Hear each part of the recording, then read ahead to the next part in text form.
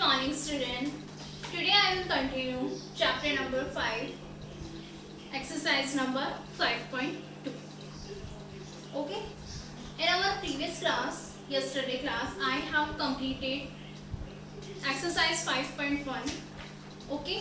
Exercise 5.1 में मंजू ने question बोला था, क्वेश्चन 9 समझ नहीं आया. Right 5 multiples of 3 which is greater than 20. आपको इसमें 3 मल्टीपल्स बताने हैं जो 20 से ग्रेटर नंबर हो, 20 से बड़ा नंबर वाले आपको 3 मल्टीपल्स बताने हैं 3 के. तो 3 के मल्टीपल्स 18 तक होते हैं. 3 6 जा 18, तो वो तो स्मॉलेस्ट हो गए. 20 से 3 7 से क्या होता है 21, तो एक तो ये हो गया 21. 3 8 से क्या होता है 24, ठीक है. और 3 9 से 27. तो इसमें आपको कितने बताने हैं 5 मल्टीपल्स बताने हैं. 3 नहीं बताने, 5 मल्टीपल्स बताने हैं. 27 एंड इसके बाद देखो 21 24 27. 3 टाइम्स 30 होता है, तो 30 भी हो जाएगा मल्टीपल्स. और फिर उसके बाद 33, ठीक है. 21 24 27 30 and 33. Today we will start exercise 5.2. और ये जो है इसमें आपको फैक्टर्स के बारे में क्वेश्चंस हैं. इस एक्सरसाइज में किसके बारे में क्वेश्चन है? फैक्टर. 5.1 में मल्टीपल्स वाले क्वेश्चंस थे. मल्टीपल्स का मतलब जिसमें हम टेबल्स लिखते हैं, मल्टीप्लाई करके करते हैं. ओके. इसमें हम फैक्टर में क्या करते हैं, सबसे फर्स्ट आपको समझ में आना चाहिए फैक्टर क्या होता है.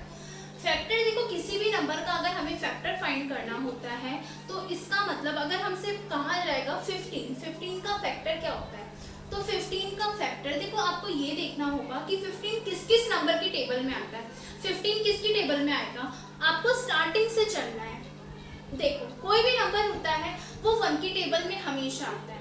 1 की टेबल में हमेशा हर नंबर आता है, कितना भी बड़ा हो कितना भी स्मॉलेस्ट हो, 1 की टेबल में वो नंबर आएगा ही, ठीक है. इसके बाद आ जाते हैं नंबर 2 पे. 2 की टेबल में 15 आता है, नहीं आता तो उसको छोड़ देंगे. 3 की टेबल में 15 आता है. ओके. 4 की टेबल में नहीं आता, 5 की टेबल में आता है, ठीक है. इस तरीके से आपको करना है. 1 तो हमेशा ऑलवेज 1 की टेबल में तो हर नंबर आएगा ही, कितना भी बड़ा हो कितना भी छोटा हो. 1 होता है 15 का फैक्टर. 3 होता है क्योंकि 3 की टेबल में 15 आता है.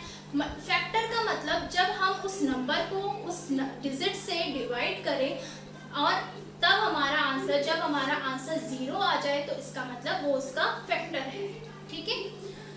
3 की टेबल में 15 आता है, 5 की टेबल में 15 आता है. इसके अलावा 15 और किसकी टेबल में आता है, 15 सिर्फ अपनी ही टेबल में आता है. फिर उसके बाद 5 के बाद 15 अपनी ही टेबल में आता है. कोई भी नंबर 1 की टेबल में जरूर आएगा और अपनी ही टेबल में जरूर आएगा. अपनी ही टेबल का मतलब अगर 9 है, 9 1 की टेबल में जरूर आएगा और 9 अपनी ही टेबल में आएगा. 31 है, 31 चाहे किसी और की टेबल में आए ना आए, लेकिन अपनी 1 की टेबल में और 31 अपनी टेबल में जरूर आएगा. क्योंकि जब भी हम स्टार्टिंग करते हैं टेबल काउंट करना, तो हम क्या करते हैं, जैसे अगर हम करेंगे 25 1 जा 25, तो 1 की टेबल में 1 टाइम्स होता है ना, वो नंबर आता है. इसी तरीके से तो फैक्टर में हम देखते हैं कि वो नंबर किस किस नंबर, जो भी डिजिट होगी गिवन डिजिट, वो किस किस नंबर की टेबल में आता है, आएगी, वो ही उसका फैक्टर होगा. जैसे क्वेश्चन 1 है हमारा, find the factor of the following. 7 का हमें फैक्टर फाइंड करना है, तो नंबर 7 का फैक्टर क्या होगा, 1 की टेबल में आएगा नंबर 7. इसके अलावा और किसकी टेबल में आता है 7 अपनी ही टेबल में आता है. तो इसका फैक्टर क्या हो गया 1 और 7 का फैक्टर क्या हो गया 1 एंड 7. तो आप इसमें फैक्टर ऑफ ऐसे पूरा लिख के फैक्टर ऑफ 7 फिर इक्वल लगा के 1 और 7, ठीक है. इसी तरीके से 9 का फैक्टर क्या होगा 1. इसके अलावा 3 1 की टेबल में तो ऑलवेज आएगा ही. इसके अलावा 3 की टेबल में 9 आता है और इसके अलावा 9 की टेबल में 9 आता है. अपनी ही टेबल में तो जरूर आएगा, कोई भी नंबर होगा, तो 1 3 9. उसके अलावा 16 का फैक्टर 1 की टेबल में आता है 16, 2 की टेबल में आता है, 4 की टेबल में आता है, 8 की टेबल में आता है और लास्ट में 16 अपनी ही टेबल में आता है.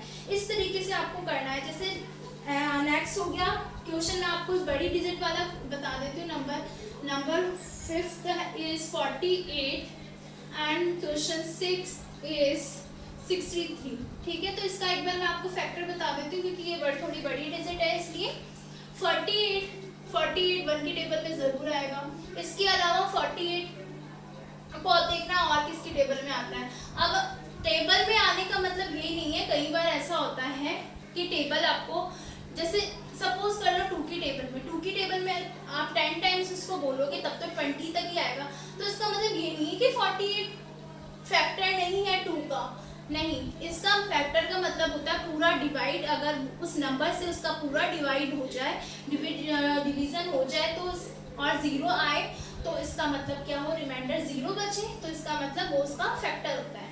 तो 2 का फाइंड करने के लिए मैंने आपको कैसे बताया, 2 के लिए आपको देखना है कि 48 2 का फैक्टर है या नहीं है। तो उसके लिए क्या करते हैं, पीछे वाला नंबर देखना होता है आपको, पीछे वाला लास्ट डिजिट अगर 2 की टेबल्स में डिवाइड हो सकती है, मतलब 8 है यहाँ पे लास्ट डिजिट, 2 की टेबल में 8 आता है तो इसका मतलब ये पूरा नंबर उससे डिवाइड हो जाएगा। तो 48 का फैक्टर 2 ही होगा। इसके अलावा 3 का कैसे चेक करते हैं, दोनों नंबर को प्लस करो, दोनों नंबर मतलब 4 और 8 को प्लस करो, कितना होता है 12 होता है। प्लस करने के बाद अगर वो आंसर 3 की टेबल में आता है, वो नंबर 3 की टेबल में आता है तो इट्स मीन वो 3 से भी डिवाइड हो जाएगा। अगर आपको फिर भी डाउट लगता है तो आप क्या करोगे, डिवाइड करके देख लेना, बट बहुत लेंथी स्टेप हो जाएगा। तो आपको 2 में देखना है पीछे वाला नंबर, 2 की टेबल में अगर पीछे वाला नंबर अगर आता है तो इसका मतलब 2 से डिवाइड हो जाएगा। अगर 0 होता है तो 0 किसी डिजिट के पीछे हो तब भी वो हमेशा 2 से डिवाइड हो जाता है, ठीक है। इसके अलावा 3 का देखने के लिए दोनों नंबर को प्लस करना होता है, दोनों नंबर को प्लस करने पर अगर उसका आंसर जो हमें फाइंड होता है और वो अगर 3 की टेबल में आता है तो इसका मतलब वो 3 से भी डिवाइड हो जाएगा। 12 हुआ, हमें प्लस किया तो 12 आता है 3 की टेबल में तो यस आएगा, तो इसका मतलब 3 भी इसका फैक्टर होगा, ठीक है। 48 3 भी 48 का फैक्टर है। इसके अलावा 3 के बाद 4 का कैसे चेक करेंगे, आप ये देखो 4 1 जा 4 4 2 जा 8, ऐसे पता चल रहा है यस 4 की टेबल में भी आएगा। 5 की टेबल नहीं, 5 की टेबल में कौन से नंबर आते हैं जिनके लास्ट में 5 होता है या जिनके लास्ट में 0 होता है तभी वो 5 से डिवाइड होते हैं। 6 की टेबल में 48 आता है, 6 7 जा 42 6 8 जा 48 तो 6 की टेबल में आता है, और 8 7 की टेबल में नहीं आता, 8 की टेबल में आता है, ठीक है। 9 की टेबल में नहीं आता। अब इसके अलावा एक चीज और ध्यान रखनी है, सपोज आपको यहाँ तक तो नंबर पता चल गया कि ये इसकी टेबल में आ रहा है, अब उस आपको क्या नहीं पता अब कौन से नंबर होंगे जो इसकी टेबल से डिवाइड हो सकते हैं। तो इस कंडीशन में आपको देखो स्टार्टिंग नंबर को डिवाइड करके जरूर देखना है, मतलब मेरा कहने का मतलब है 48 जो नंबर है ना आप 2 से डिवाइड करके देखना है। 2 2 जा 4 2 4 जा 8, इसका मतलब पता है क्या है, डिवाइड करने का मतलब ये हुआ 48 24 की टेबल में भी आएगा, ठीक है। ऐसे ही 48 को 3 से डिवाइड करके देखना, 3 1 जा 3 3 6 जा 18, इसका मतलब क्या हुआ 16 के टेबल में भी 48 आएगा, 16 3 जा 48, ठीक है। 4 से अगर आप करते हो 4 1 जा 4 4 2 जा 8, 12 की टेबल में भी आएगा, ठीक है। अब बाकी तो आपने ऑलरेडी लिखी थी, तो अब आप आगे लिख दोगे इजीली 24, सॉरी यहाँ पे आपने 16 और लिखना है, यहाँ लिखोगे 16 देन 24 एंड लास्ट में कोई भी नंबर अपनी टेबल में तो आता ही है, ठीक है। इस तरीके से तो आपको एक बार आगे वाले नंबर का पता चल जाएगा ना कि ये इसकी टेबल में आता है। जैसे 63 है, 63 1 की टेबल में तो आएगा ही। इसके अलावा 2 का चेक करने के लिए क्या करते हैं, लास्ट नंबर देखो, लास्ट नंबर 3 कहाँ आता है 2 की टेबल में, नहीं आता तो नहीं आएगा। 3 का चेक करने के लिए क्या करते हैं, दोनों नंबर को प्लस करो, 6 और 3 कितना होता है 9 आता है ना 3 की टेबल में, तो ये 3 की टेबल से का फैक्टर होगा। इसके अलावा 4, कोई भी नंबर 4 से तब डिवाइड हो सकता है या फिर उसका फैक्टर हो सकता है जब उसमें कोई ऐसी डिजिट आए जो इवन नंबर हो, तो 4 से भी नहीं हो सकता। फिर इसके बाद 4 के बाद क्या देखना है, 5 6 इनमें किसी में नहीं आता। 7 आपको जहाँ तक पता है ना, जहाँ तक आप पढ़ लो, 7 की टेबल में आता है, 7 9 से 63, 8 की टेबल में नहीं आता, 9 7 से 63।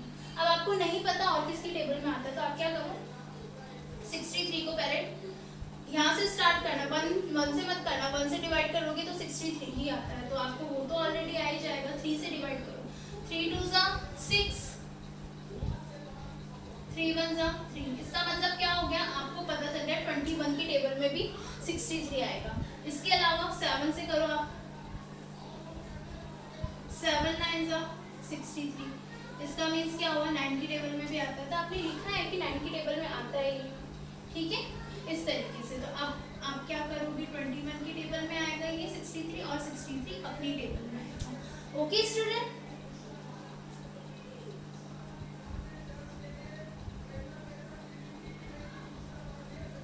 ओके, इस तरीके से आपको करना है। नेक्स्ट क्वेश्चन सेकंड है, find the common factor of the following. Common factor के लिए आपको क्या करना है, पहले 8 का फैक्टर फाइंड। देखो सबसे मेन चीज, फैक्टर अगर अच्छे से समझ आ गया तो कॉमन फैक्टर हो चाहे कुछ भी हो, कैसा भी क्वेश्चन हो, आपको कोई प्रॉब्लम नहीं रहेगी। 8 और 12 का फैक्टर निकालो। पहले 8 का फैक्टर निकालो। 8 का फैक्टर क्या होगा, 1 की टेबल में आएगा हमेशा ही, 2 की टेबल में आता है 8, 4 की टेबल में आता है 8, अपनी टेबल में आता है। 12 का 1 की टेबल में आएगा, 2 की टेबल में आता है, 3 की टेबल में आता है, 4 की टेबल में आता है, और इसके बाद 12 अपनी टेबल में आता है, ठीक है। कॉमन फैक्टर मतलब जो ऐसा नंबर, यहाँ पे तो पर्टिकुलर एक कॉमन फैक्टर नहीं पूछा है, ये भी इसमें कॉमन है, ये भी इसमें कॉमन है, ये भी इसमें कॉमन है, बस। तो इसके बाद 2 4 कॉमन फैक्टर हो गए। ऐसे ही आपको सारे क्वेश्चन भी करने हैं, पहले सेपरेटली सबका फैक्टर निकालना है, फिर उसमें से जो जो नंबर कॉमन हो रहे हैं उसको सर्कल करना है। थर्ड क्वेश्चन है, find the largest factor of 21 and 28। 21 और 28 का लार्जेस्ट फैक्टर निकालना है। एक बार मैं आपको ये भी बता देती हूँ 21 और 28 का। 21 1 की टेबल में आता है, 2 की टेबल में तो नहीं आएगा बिकॉज इसका लास्ट नंबर 1 है, और 1 2 की टेबल में नहीं आता। 3 की टेबल में आता है, फिर उसके बाद 7 की टेबल में आता है 21, और 21 अपनी ही टेबल में आता है, ठीक है। 28 किसकी टेबल में आता है, 1 की टेबल में। 2 की टेबल में आएगा बिकॉज इसका लास्ट नंबर 8 है, जो उसकी से डिवाइड हो जाता है।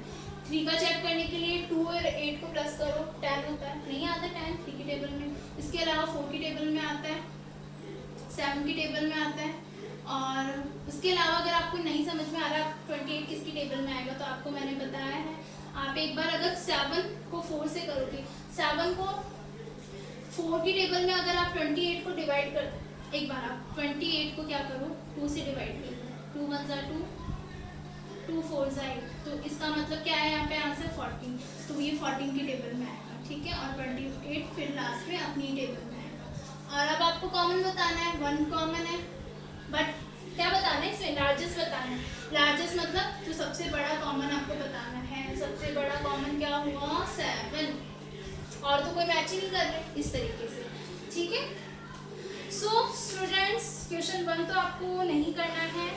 ये जो student do question number second में आपको करना है question 2nd and 4th, 2nd और 4th करना है सेकंड क्वेश्चन में, एंड क्वेश्चन 3rd तो मैंने आपको करवा दिया, एंड इसके बाद आपको क्वेश्चन 5 करना है। आपको सेकंड क्वेश्चन में 2nd और 4th करना है, एंड क्वेश्चन 5 करना है। 4 मैं आपको करवा दूँगी, ओके। और एक चीज़ और, मैं आपको क्वेश्चन देती हूँ, प्लीज़ आप स्टूडेंट अपना भी माइंड यूज़ किया करें। मैंने आपको अच्छे से फैक्टर बता दिए, कौन सा नंबर किसकी टेबल में आता है, कोई भी टॉपिक हो मैं आपको अच्छे से बता देती हूँ। अगर आपको टॉपिक नहीं समझ में आ रहा, टॉपिक पूछो। आप ये पूछते हैं मैम ये क्वेश्चन समझ नहीं आया, अगर आपको टॉपिक की जो मेन चीज़ होती है अगर आपको वो समझ में आ गया, तो इसका मतलब आपको क्वेश्चन 100% समझ आएगा, ठीक है। लेकिन अगर आपको वो टॉपिक ही नहीं समझ आया, इसका मतलब आप रटते हो क्वेश्चन को, और क्वेश्चन समझ नहीं आने का वही चीज़ है। और कभी भी आपको मैथ्स में प्रैक्टिस करनी है, आप 2 बार करो क्वेश्चन को, 3 बार करो, 4 बार करो, नहीं आता बार बार प्रैक्टिस करने पर भी, कोशिश करने पर, ट्राई करने पर भी, देन उसके बाद आप पूछो कि मैम हमारे यहाँ से नहीं आ रहा, हमें ये समझ में नहीं आ रहा। प्रैक्टिस करोगे, प्रैक्टिस करने से क्या होता है, आपका माइंड डेवलप होगा, आपको पता चलेगा हाँ हमें ये क्वेश्चन इस तरीके से करना है, हमें ये क्वेश्चन इस तरीके से करना है। अगर आपको इजीली मैं ही बताती रहूँगी सारे क्वेश्चन, वैसे मैं आपको बताती हूँ, लेकिन ज़्यादा से ज़्यादा आपको अपना माइंड यूज़ करना है। अगर आप खुद का माइंड यूज़ करके क्वेश्चंस करोगे ना, अगर जिसको टॉपिक समझ आ गया, अब पता कोई प्रॉब्लम नहीं रहेगी, वो सारे क्वेश्चन कर लेगा अपने आप, ठीक है। तो अपने आप करने की ज़्यादा से ज़्यादा ट्राई किया करो, कोशिश करो रफ कॉपी में। देन उसके बाद एक बार नहीं आएगा, 2 बार नहीं आएगा, आपका माइंड डेवलप होता है इस चीज़ से। और उसके बाद अगर आपको आंसर, तो वैसे आपके पीछे बुक के पीछे होते हैं आंसर, तो ज़्यादा से ज़्यादा खुद प्रैक्टिस करो, तभी आपकी मैथ अच्छी होगी। Okay student, thank you.